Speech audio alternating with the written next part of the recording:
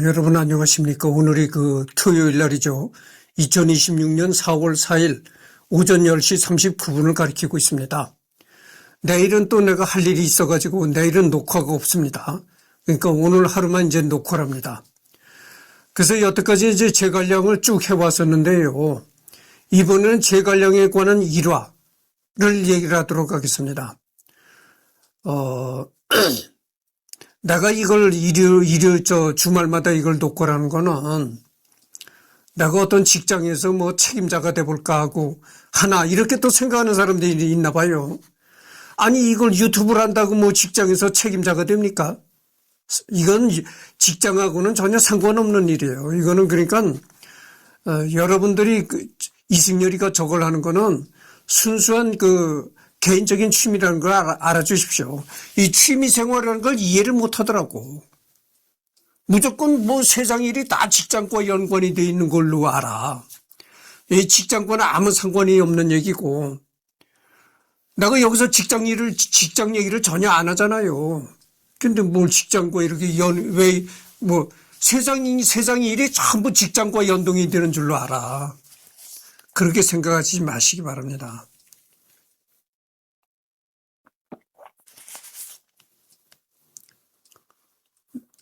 아니, 내가 이거는 직장 생활과 아무 관계가 없는 얘기고 또 내가 뭐 직장에서 지금 뭘 할 나이입니까 내가? 직장에서 뭐 책임자를 할 나이가 아니잖아요. 내가 지금 여러분들 말이죠. 내가 따서 탁 터놓고 얘기를 할까요? 70세예요. 70세. 아직 만 나이는 70세가 안 됐고 한국 나이는 70세라 이거죠. 근데 뭘? 70세 여러분들 70세라면 말이죠. 뒷구석에 앉아서 방구만 뿡뿡 끼는 방구 노인네 역할뿐이 없는 거예요.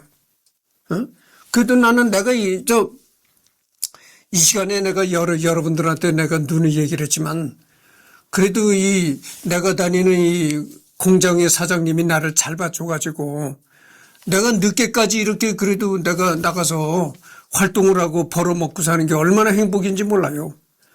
아니 나이 70대면요 일을 하고 싶어도 일을 주질 않아요. 아니 돈벌이가 없다니까 뭘 하겠어요. 화장실 청소도 안 시켜줘요.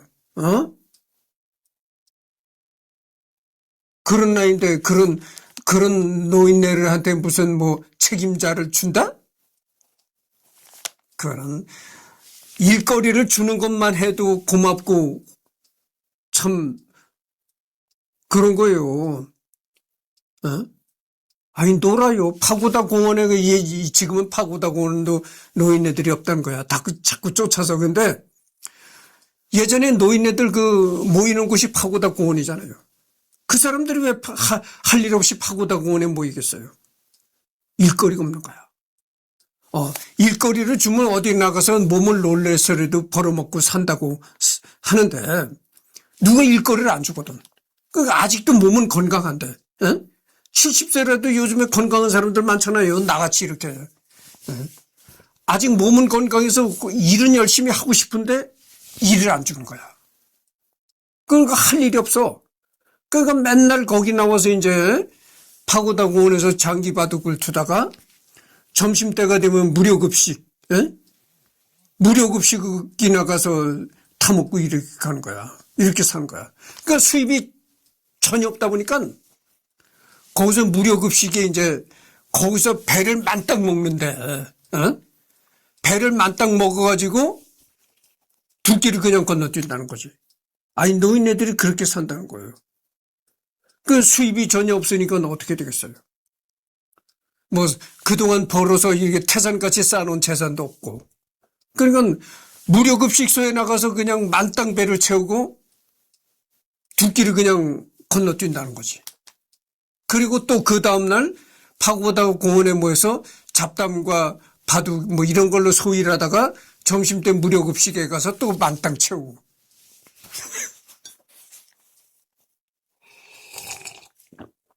여러분들 말이죠. 허경영 씨를 괜히 비난하고 욕하지 마셔. 허경영 씨가 참 얼마나 좋은 일을 많이 한 줄 아십니까? 허경영 씨가 저 파고다 공원 어디선가 무료급식을 하잖아요. 다른 무료급식소는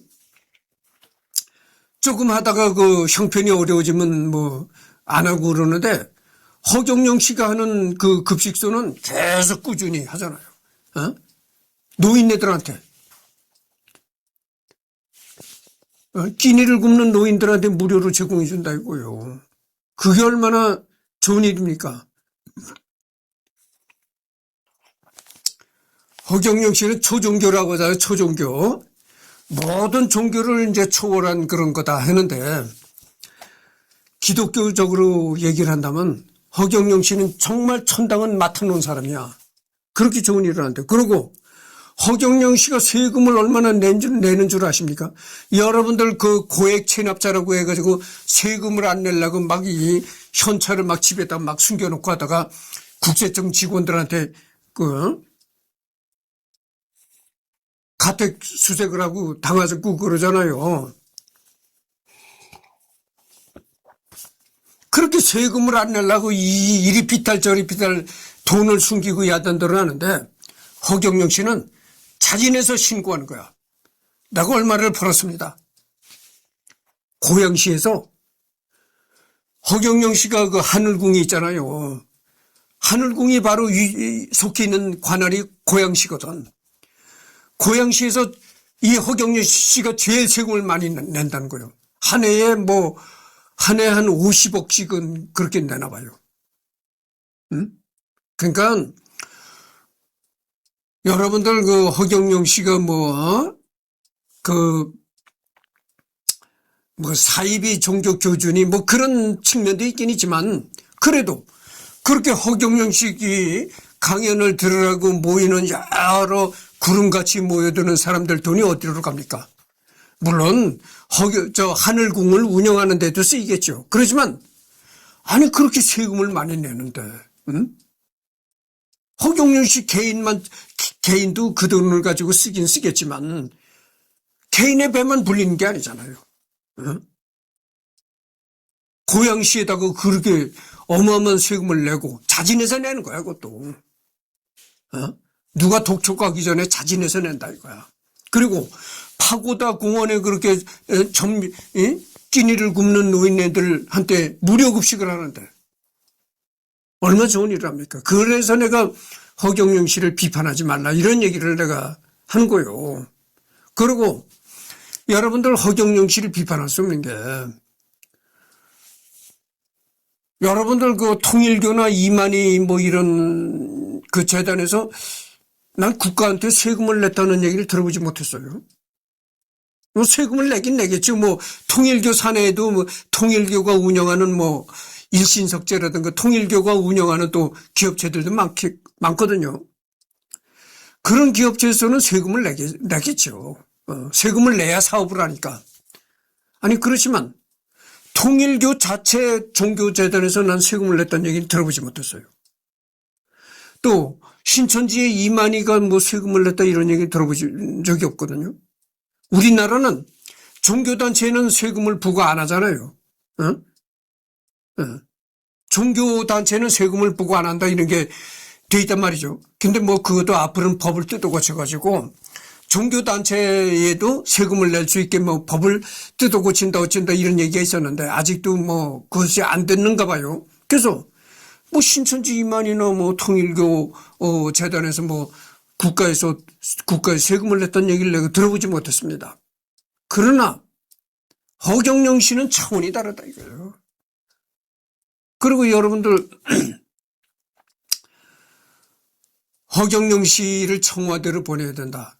그래야 국민들이 전부 200만 원씩 을 받는 그런 국가 시스템이 된다 이런 내가 인터넷에 얘기를 했더니 또 나를 또 욕을 하는 거야. 나도 욕하고 허경영 씨도 욕하고 그러는 거야. 그 돈이 어디서 나느냐? 응? 빚을 내서 주느냐? 이러더라고. 여러분들, 허경영 씨를 들어보셔. 허경영 씨가 빚 내서 준다고 얘기한 적 있습니까? 국가의 시스템을 낭비를 제거한다는 낭비. 지금 대한민국이 운영되는 국가가 얼마나 예산이 낭비된 줄 아십니까? 아니, 내가 얘기를 했잖아요. 어? 기초연금 주지. 실업급여 주지. 농부들한테 무슨 거 주지. 장애인한테 또 무슨 거 주지. 이게요. 그 외에도 엄청난 게 많습니다. 이래서 주고 저래서 주고 이 뿌리는 돈이 엄청나다 이거. 그거를 싹 없앤다는 얘기예요. 싹 없애고 하나로 통일시킨다 이거. 하나로 통일시켜가지고 200만 원씩 준다 이거예요. 아니 그게 왜 가능하지 못하겠습니까? 충분히 가능한 거예요. 아니 지금 현재 뿌려대는 돈이 얼마입니까? 그 돈을 싹 없앤다는 거예요. 그러고 여러분들 이 교도소 운영하는데 얼마나 돈이 많이 들어갑니까? 천문학적인 돈이 들어가는 거예요. 교도소 운영하는 거. 그러면 교도소를 싹 없앤다는 겁니다. 좀 내가 시간이 오래 걸리더라도 내 얘기를 들어보셔. 제관량은 천천히 가도 상관이 없어. 어? 교도소를 싹, 왜? 죄를 지은 놈을 왜 국가 돈으로 먹여주고 잠재워주고 이러냐? 아, 그 말이 맞죠.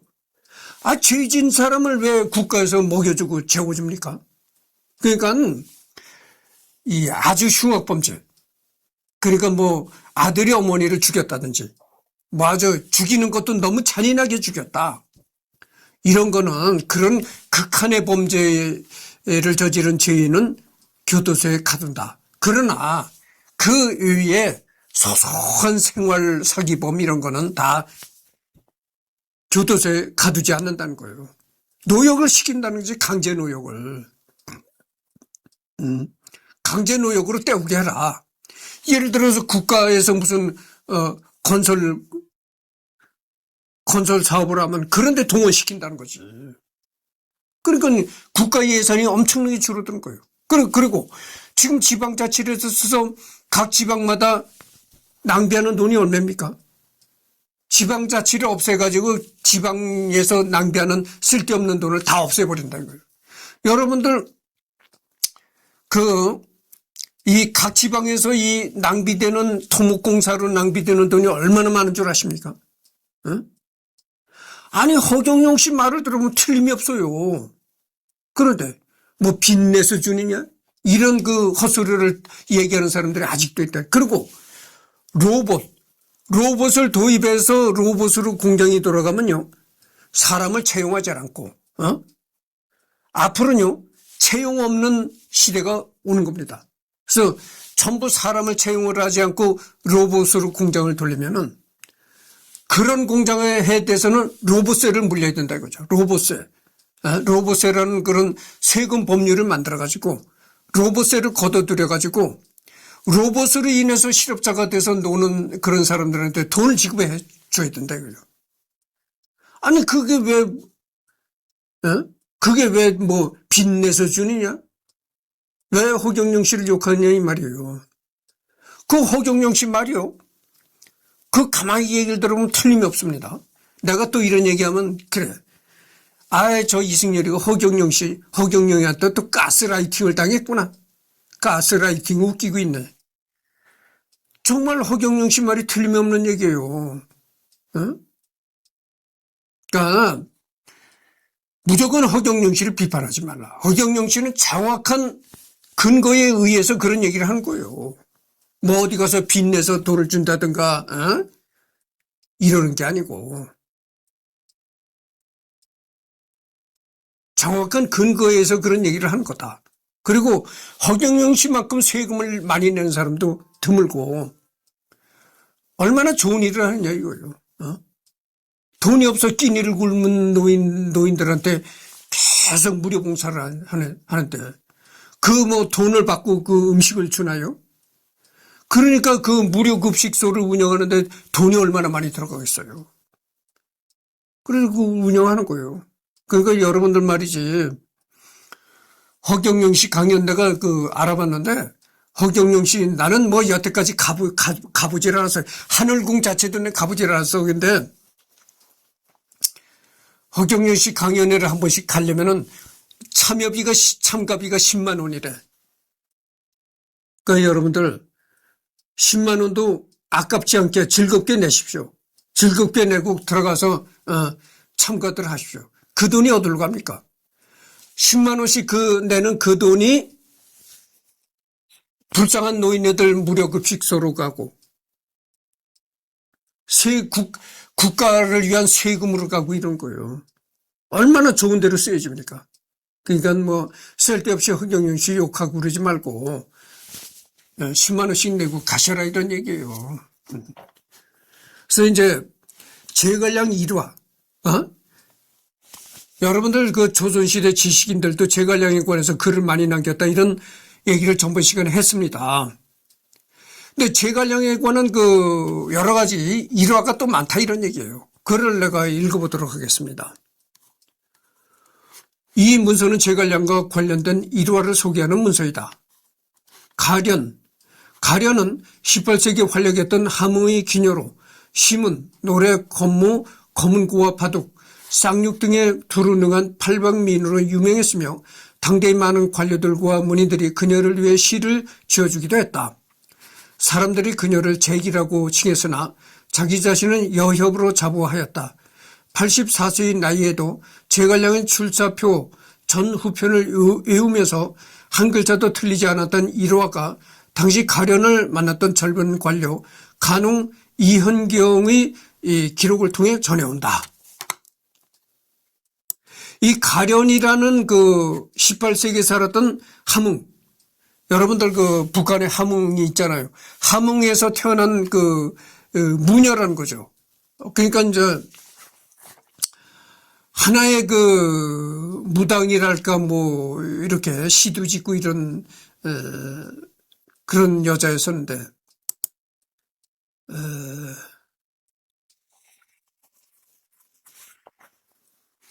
이 여자가 그 1671년에서 그러니까 무당은 아니고 무녀라는 것은 무당할 때 무가 아니고 이 뭐 춤출 때 무용한다 그럴 때 무죠. 그러니까 춤도 추고 뭐 시도 짓고 이랬던 여자라고 하는데 이 여자가 이제 1671년에 태어나가지고 1759년에 사망했다는 겁니다. 그런데 이 여자가 그렇게 84세까지 살았던 거죠. 그러니까 뭐 그때 당시 84세라면은 지금으로 말하면 한 100세까지 살았다 이렇게 볼 수가 있는 거죠. 그때 당시 84세란 건 이게 굉장한 장수인 거죠. 그러면서 그 제갈량에 관한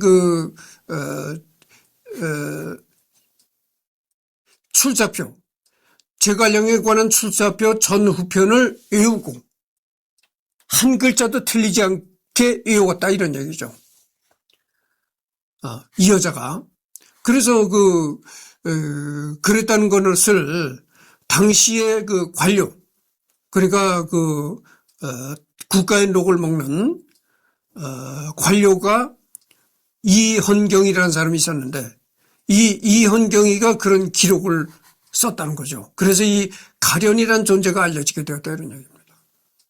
그러니까 여러분들, 방금 전에도 내가 얘기를 했지만, 조선시대 지식인들이 제갈량에 관해서 많은 글을 남겼다고 했잖아요. 글뿐만이 아니고 글을 남긴 것뿐만이 아니고 이렇게 제갈량에 관해서 많은 그 얘기들이 있다 이런 얘기입니다. 그러니까 생각해 보세요. 얼마나 제갈량이 훌륭한 사람이었는가를 알 수가 있는 거죠. 아니 제갈량이 중국 사람이잖아요. 중국 사람이고 서기 200년대 사람인데 중국도 아닌 조선의 그 후대 사람이, 조선에 적어도 1000년 이상이 지난 조선의 후대 사람이 제갈량에 관해서 이렇게 얘기를 했다는 거예요. 제갈량에 관한 인물을 잊지를 못했다 이런 얘기죠. 그러니까 얼마나 제갈량이 훌륭한 존재였는가를 짐작할 수가 있는 거예요. 일성록에 따르면 정조 19년 10월 21일에 치른 상제생에 대한 제술에서 내 마음은 저울과 같다. 50여칭. 이게 5자인가? 5자는 아닌가? 아자인가 5자인가 좀 헷갈립니다만은 이해하시기 바랍니다. 부재로 삼아 시험을 보였다. 이는 제갈량이 촉을 다스리면서 내 마음은 저울과 같아서 남을 위하여 경중을 조작할 수 없다라고 한 것을 인용한 것이다. 홍제전서권 44에 실린 영돈영 부사 김희소의 차자에 대한 비답에 의하면 정조는 이 구절에 마음이 들어 크게 써서 벽에 걸어두고 복원하였다고 한다. 일성록.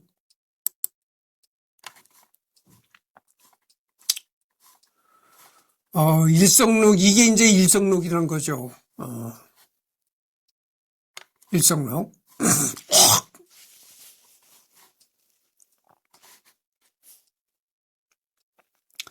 조선 왕조 시기 만들어진 왕의 일기라는 겁니다. 1760년 영조 36년 당시 왕세의 손이었던 정조가 처음 시작하여 1910년 융희 4년까지 약 151년간 저술되었다. 총 2329책, 국보 제153호이며 2011년 유네스코 세계 기록유산으로 등재되었다. 현재 서울대학교 규장각에 소장되었다.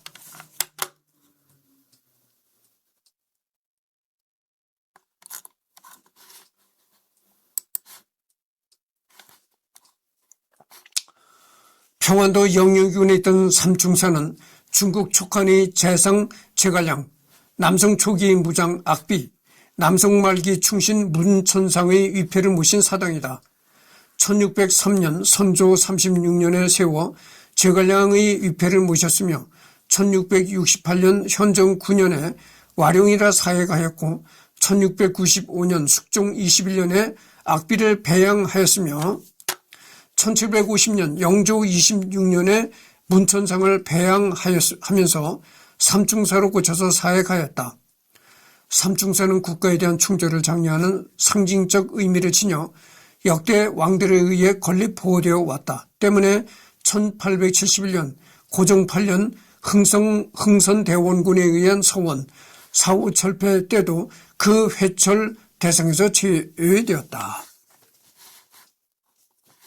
경기도 화성시 용백사는 1666년 현종 7년에 세워졌는데 송나라의 명신 호안국과 병자호란 때 남한산성에서 순국한 윤계도 함께 향사하였다. 이것은 이제 구격, 신증, 동국, 여지승남 제9권 경기 남영 도호부에 이렇게 적혀 있다는 거죠. 조선 전기에 중국에서 수입했던 제갈 충무록이라는 책이 있다. 충무록과 관련 내용은 중종실록 36년 8월 27일자 기사에 나온다. 당시 제갈 무전은 이미 경상도에서 간행하였다고 한다. 중국편. 소녀풍은 서쪽에서 부는 비를 몰고 오는 바람이다. 제갈 공명이 청하에 있을 때 큰 가뭄이 들었다. 사람들이 언제쯤 비가 올 것인가 묻자 공명은 오늘 밤에 큰 비가 내릴 것이다 라고 하였다. 저녁이 되어도 구름 기운이 전혀 없자 모든 사람들이 공명을 바보라고 생각했으나 공명이 말하기를 나무 위에 이미 소녀풍이 불고 나무 사이에 음조들이 바람에 나부끼듯이 지저귀며 날개를 마구 치니 그 효과가 이를 것이다 하였는데 잠시 뒤에 큰 비가 쏟아졌다.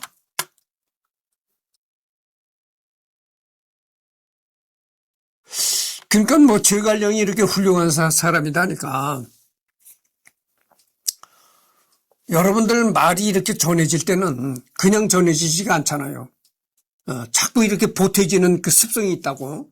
그러니까 이제 뭐 이런 것도 생각할 수 있겠어요. 그러게 제갈량이 훌륭한 사람이다 하니까 자꾸 이제 말이 전해지면 전해질수록 또 보태진다 이거죠. 그러니까 뭐 없는 얘기도 보태지고 뭐 이런 수도 있겠죠. 그래서 더욱더 제갈량에 관한 그 여러 가지 얘기들이 생기지 않았을까 이런 생각도 해볼 수가 있는 겁니다. 제갈량이 우장군이 되어 승상의 일을 행할 때에 군사를 일으켜 적을 공격하기를 권하는 사람이 있었다.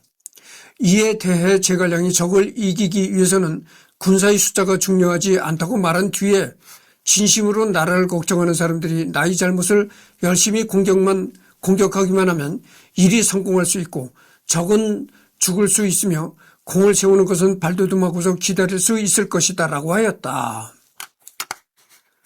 제갈량이 주필역에서 출사표를 지었다는 고사가 있다.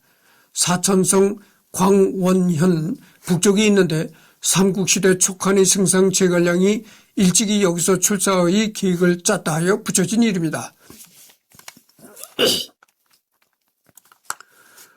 의례 사상 내 상중에는 부인이 실내에서 복무를 한다고 하였고 촉지에는 건흥 12년 8월에 제갈 공명이 54살로 전쟁돼서 죽자 청나라 부인들이 애도하는 뜻으로 상중에 하던 복무를 하였다고 하였다.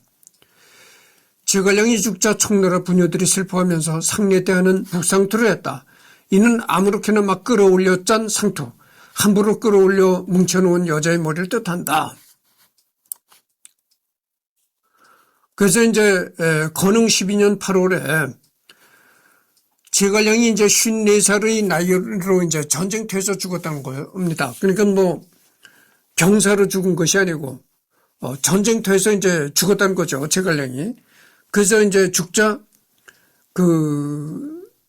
일반 백성들의 아녀자들이 가정생활하던 아녀자들이 전부 머리를 이렇게 올리고 제갈량이 죽음을 슬퍼했다 이런 얘기죠. 이거는 뭐 일리가 있는 얘기라고도 볼 수가 있겠네요. 왜냐하면 제갈량이 내가 전번 시간에 그런 얘기를 했잖아요. 제갈량이 비단 산업도 발전시켰고 철강 산업 여러 산업을 발전시켜서 백성들이 풍요롭게 살게 했다 이런 얘기를 했잖아요. 그러니까 어떻겠어요. 그렇게 제갈량이 나라의 2인자로 있을 때 그렇게 백성들의 삶이 그렇게 풍족했으니까 제갈량이 죽었다고 하니까 슬퍼하는 것은 당연하겠죠. 은부경은 황제가 지었다 하여 병서이다. 수석 경적지 병가류에 태공음 부금록 1권과 주소음부 9권이 있으며 태공, 법료, 귀국자, 장량, 제갈량이 이전 등 6가의 주자가 있는 것이 태공음부다 하였다. 경문이 384원으로 된 한 권의 책이다. 이전이 여산 노무에게서 전수받았다고 해서나 이전이 위작으로 짐작된다. 진수가 찬술한 삼국지에 제갈량진 목록 24편을 수록하면서 전체가 10만 4112자라고 했다.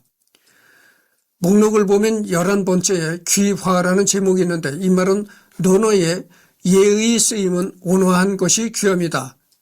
에서 따온 것으로 주자는 화를 조용하여 급박하지 않았다고 풀이하였다.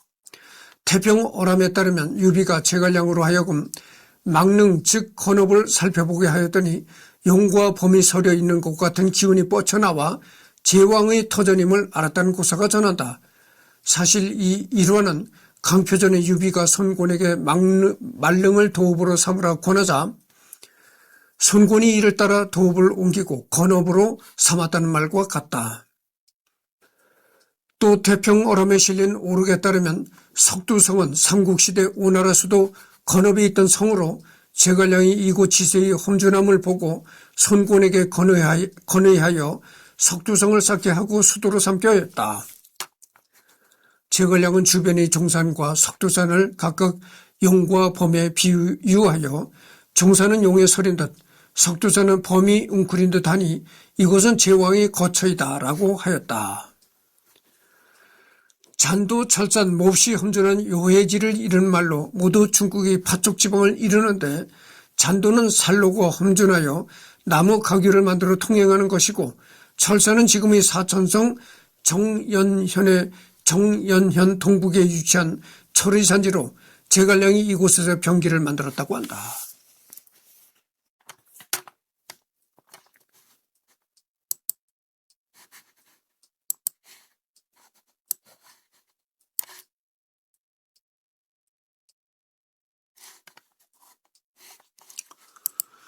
사천 통지 고비부에 장맹량이 그의 아버지를 따라 촉으로 들어가 검각명을 지었다.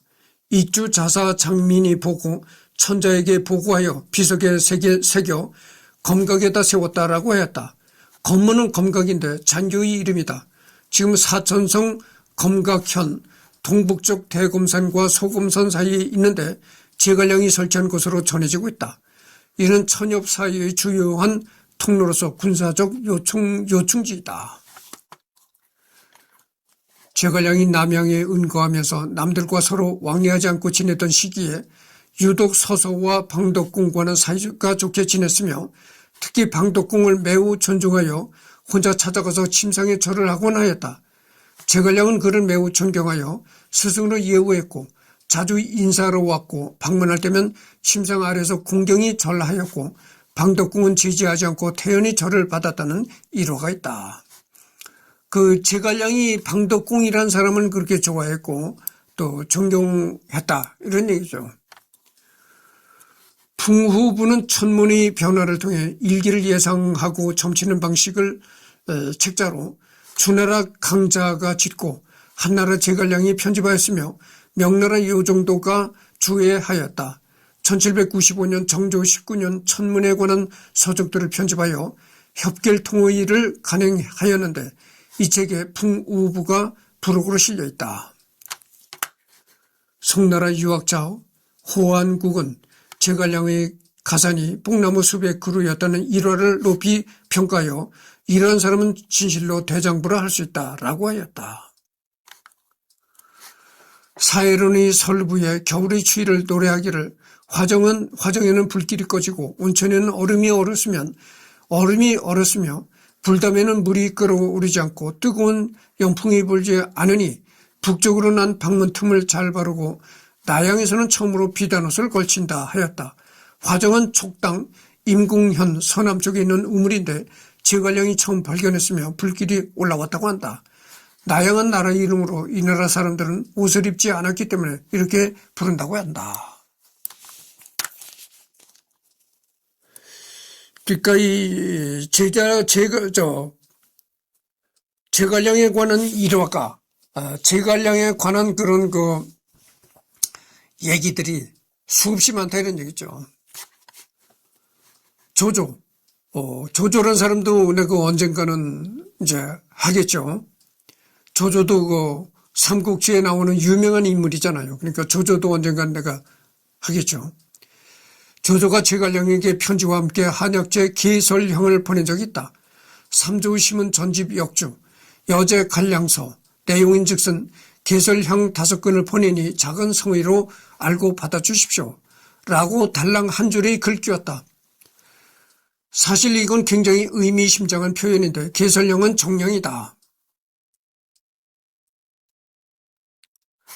후한시대 학자 흥소의에 의하면 상서량이 황제에게 상주할 때에는 입냄새가 나지 않도록 정량을 입에 물고 아래는 것이 법도였다. 즉 너는 황제를 모셔야 할 사람이다. 황제를 모시고 있는 내 밑으로 오라는 뜻이 되는 것으로 조조가 제갈량에게 일종의 회유의 의미로 보낸 것이다.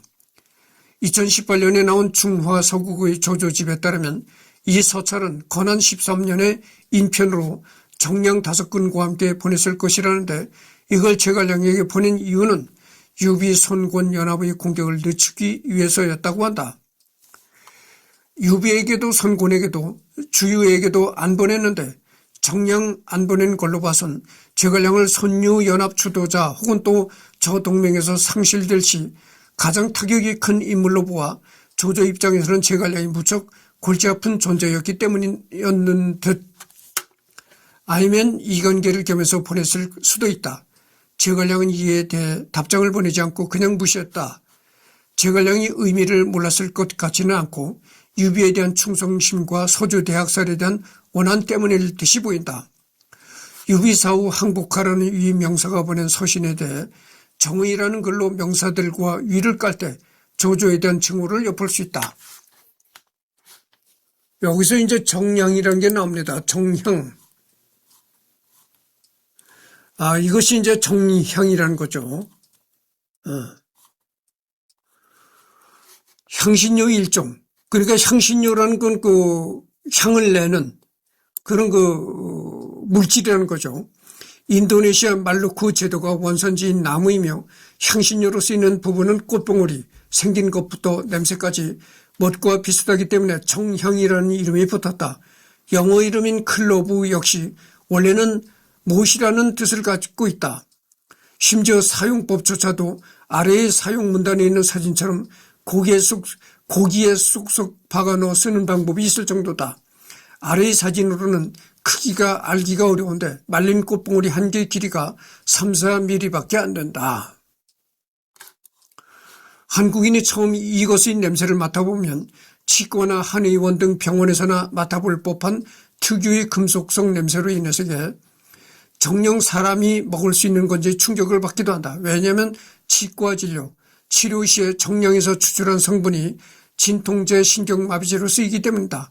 실제로 정향제로 입안에 넣으면 집에서 치과의 얼얼함을 느낄 수 있다.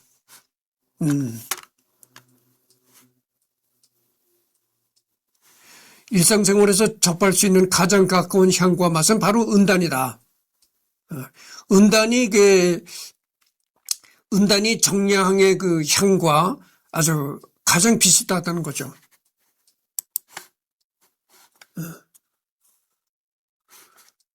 지금 36번을 경과했는데요. 남북조 시대 송나라와 양나라 사이 이름난 의학학자이자 도가인 도홍경이 쓴 책 중에는 도금도 검록이라고 하여 당대까지 전해지던 명검들에 대한 서술을 하고 있는데 제갈량과 관련된 일화가 있다.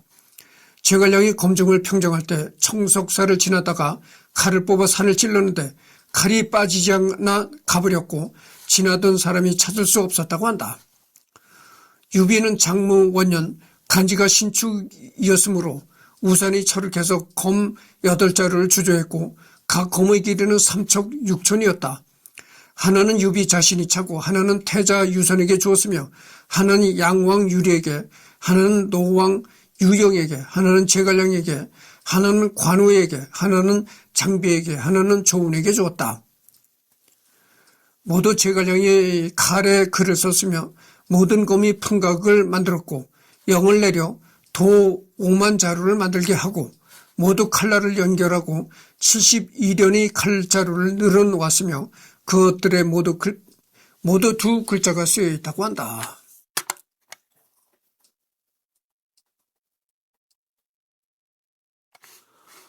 후세 방자용은 말하길 당나라 사람 상서랑 이장무의 본명은 방고인데 정원 개년 동평사가 되었다. 이 사고는 과거에 급자하여 판관이 되었는데 땅을 파서 검신이 좁은 검을 얻었으며 위에 장무란 자가 문학에 쓰여져 있었다. 옛 박물지에서 장화 또한 말하길 초고의 재상 제갈공명은 검을 폐용했다고 하였다. 이의 이름을 고쳐 사고라고 하였고 주청하여 장무라 하였다. 아마 이것이 유비의 8검 중 하나였던 듯하다라고 적혀있다.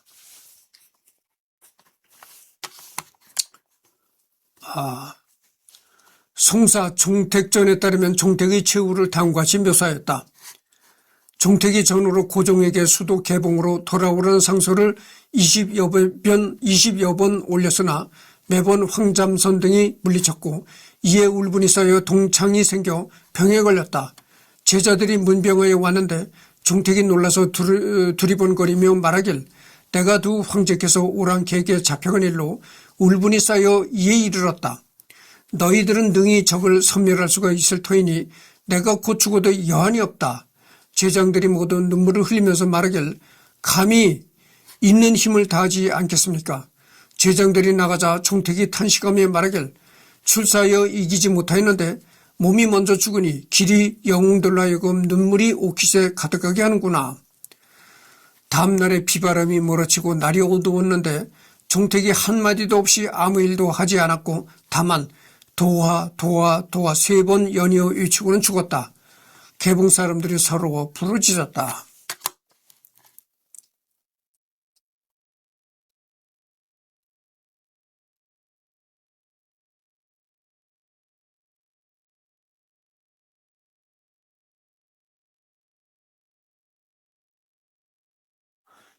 이 얘기를 듣고 나니까 또 얘기가 떠오르는데 예전에 말이지, 예전에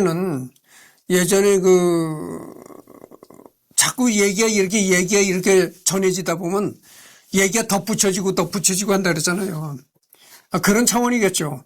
예전에 그 훌륭한 사람들은 자기 죽을 날을 예언했다는 거죠. 자기가 몇 년, 몇 월, 며칠, 몇 시에 죽는다. 이렇게 그런 거를 미리 알아챘다는 거예요. 그래가지고 자기가 나는 몇 년, 몇 월, 며칠, 몇 시에 죽는다. 이렇게 얘기했던 그날이 되면은 딱 이렇게 안방에다가 요즘 말로 하면 매트리스, 깨끗한 매트리스를 깔고 누워서 죽었다 이거죠. 그리고 자기가 죽는 거를 자기가 몇 년, 몇 월, 며칠, 몇 시에 죽는다는 거를 미리 얘기를 하고 그걸 알아챘다는 거예요. 그러니까 그게 뭐 있을 수 없는 얘기인데 그렇게 자꾸 얘기가 전해지고 훌륭한 사람들에 관한 그 얘기가 많잖아요. 그러니까 그런 얘기들이 자꾸 이렇게 전해지고 하다 보면 덧붙여지고 이런다는 얘기죠. 뭐 나같이 이렇게 평범한 이승열이 가지고도 그렇게 저게 호모야, 저게 동성애자야 이렇게 얘기들이 많은데 그렇게 이름 없이 살아가는 이승열이한테도 그렇게 주변에서 자꾸 이렇게 말들이 많아지고 하는데 유명한 사람들이 오죽하겠어요. 그런 차원이라고 생각하면 되겠죠. 그 다음에는 여기 지금 42분을 경과했거든요. 다음 시간에는 여기를 하도록 하겠습니다.